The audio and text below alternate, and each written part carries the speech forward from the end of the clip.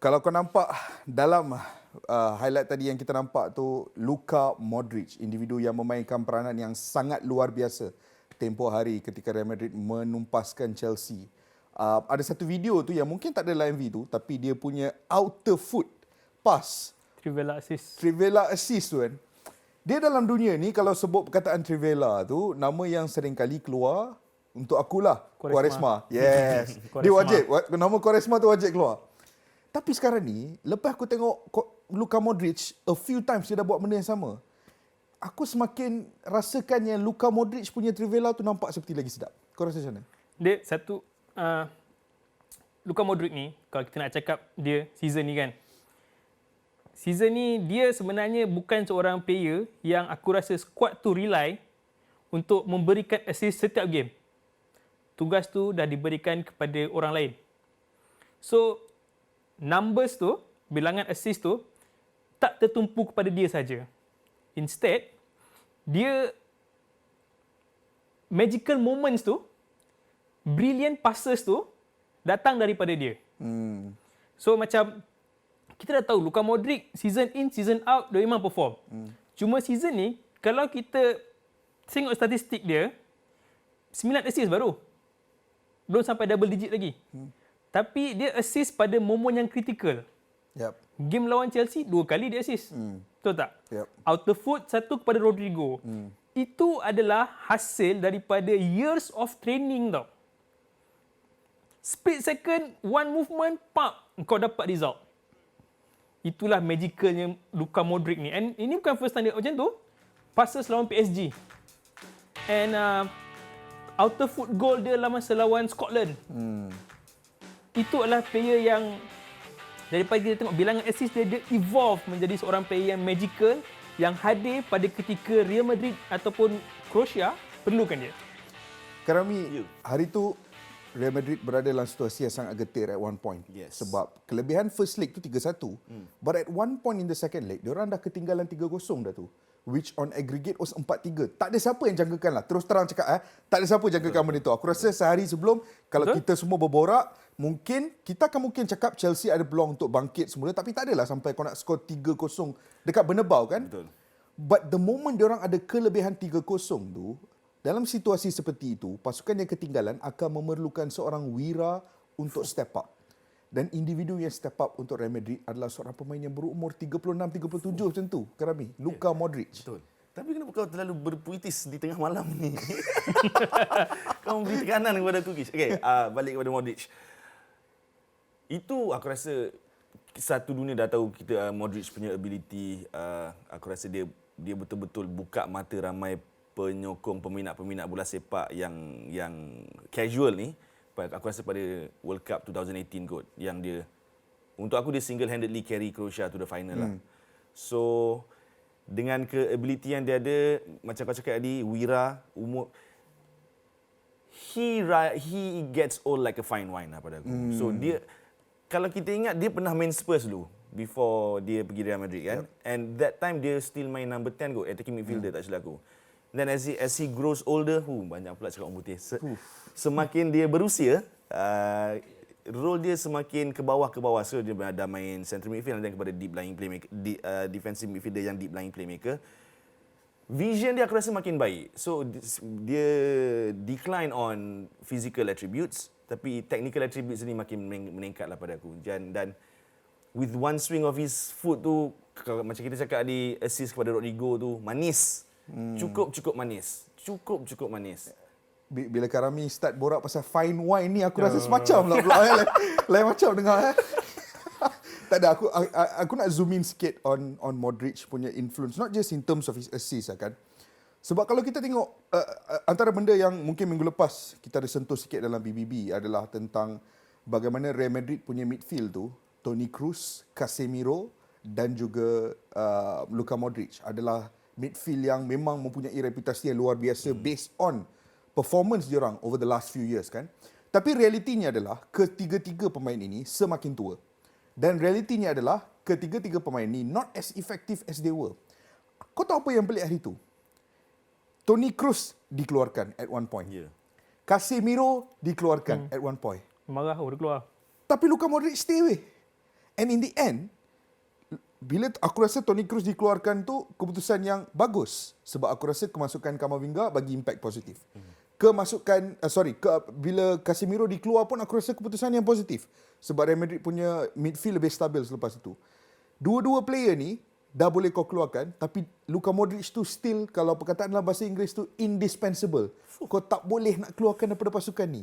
That's how important dia kepada squad Real Madrid ni kan. Aku, kalau Luka Modric ni kan, aku suka compare dia dengan Andres Iniesta tau. Okay. Andres Iniesta ialah seorang player yang aku suka kata dia jenis circular. Dia silky, smooth. Dia punya passing pun memang true fit, pass into space. Modric ni pula, dia more of a square player. Dia lebih edgy, dia lebih dynamic, dia lebih tajam. Kalau kau keluarkan elemen Modric tu daripada attacking game Real Madrid masa lawan Chelsea hari tu, kita tahu Chelsea game tu dia memang set up baik. Cukup baik. 3-0 lawan tim Real Madrid. Real Madrid tak buat banyak changes, tak ada changes aku rasa daripada first leg itu hari, tak ada. Tapi Chelsea punya game ialah possession based.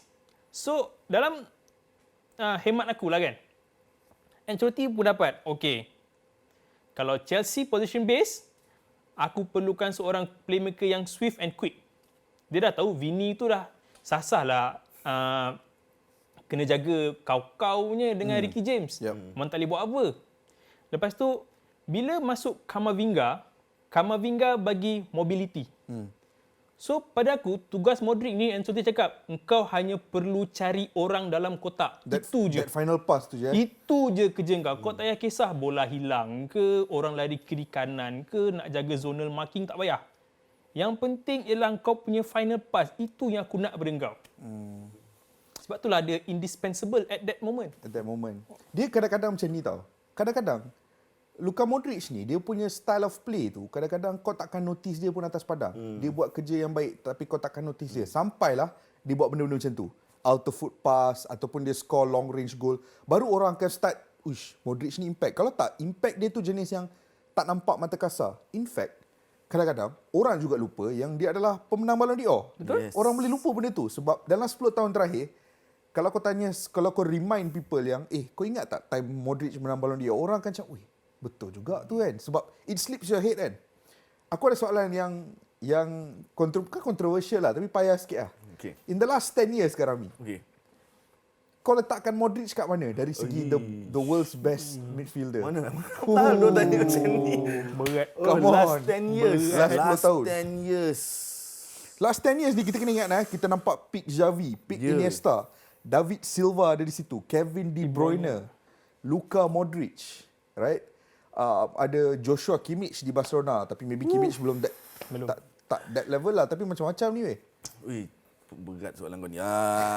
Saya tak nak jawab. Saya tak nak jawab soalan ni. Saya tak nak jawab. Okey, susah. Tapi has to be, aku rasa dia antara top 3 kot. Top 3 Kalau untuk aku top 3 midfielder terbaik last 10 years lah. Sebab susah tau untuk satu-satu pemain berada lama dengan Real Madrid. So dia masuk tahun 2011 2012, so dah 10 tahun.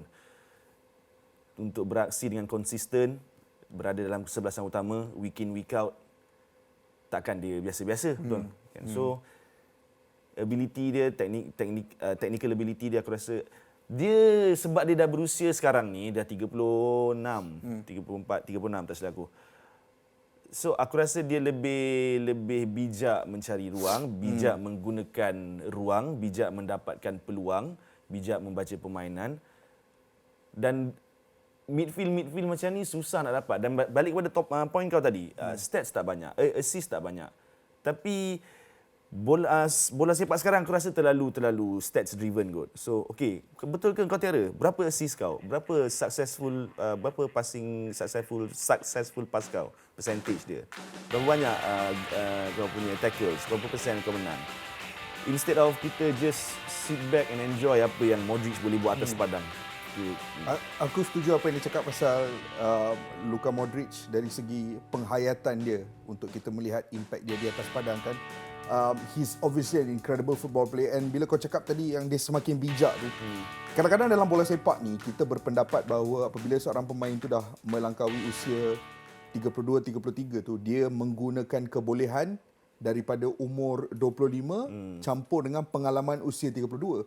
Tapi realitinya pemain-pemain boleh terus bertambah baik. Dia mungkin lebih slow sebab dia tua, tapi tak mustahil bahawa Modric tahun 2022 ni mungkin lebih baik daripada Modric tahun 2015 contohnya, kan? Itu tak mustahil, kan?